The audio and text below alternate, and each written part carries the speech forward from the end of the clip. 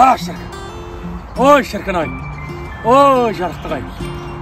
Қойшақсы қопсыз. Өкілі, кәмшат, бүрмелі, көйлек деп атан қазақ жырлап кеткен. Баяғының қыздары ғой. Ой, шіркін-ай. Ой, сұлулық-ай. Ой, шіркін-ай. Мынау ма әдемі қыз? Бар екенсіңдер-ау, бар екенсіңдер-ау. Қазақтың инабатты қыздары бар екен-ау. Ой, ақсақал қойыңызшы. Саны жалтырап, төсі жарқырап, бөксесі бұлтың ет. Желаниеңді ашпағаннан кейін ол қандай қыз ол қойыңызшы. Осы баяғының қыздарына таңғалам. Неғып сонша тұмшаланып, жабық киінген? Енді ашық-шашық киінбесе оқымаған ғой ол қыздар. Ол қыздар оқымай қалған. Америка, Европа оқымаған қазіргі қыздар сияқты. Мынау оқыған сайын жалаңаштанып жатыр ғой қазіргі қыздар. Оқыған сайын жалаңаштанып. Ұятсызданып, арсызданып, бетсізденіп. Осы кейде ойлаймын, қазақтың қыздары оқымай қойса екен деп. Неге қайта білім алған, жақсы емес пе? Қойшы сен, қойшы.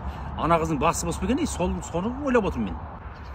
О, арамы, ақсақал. Немереңізбен жасты қыз ғой, жап-жас қой. Маған ақыл айтып отырып, ойыңыз арам, бір жерге алып кеткіңіз кеп тұр, Немереме, жақсы, инабатты келіңіз деп жүрмін осындай. Ой, ешек мен жеген, ешек қыз.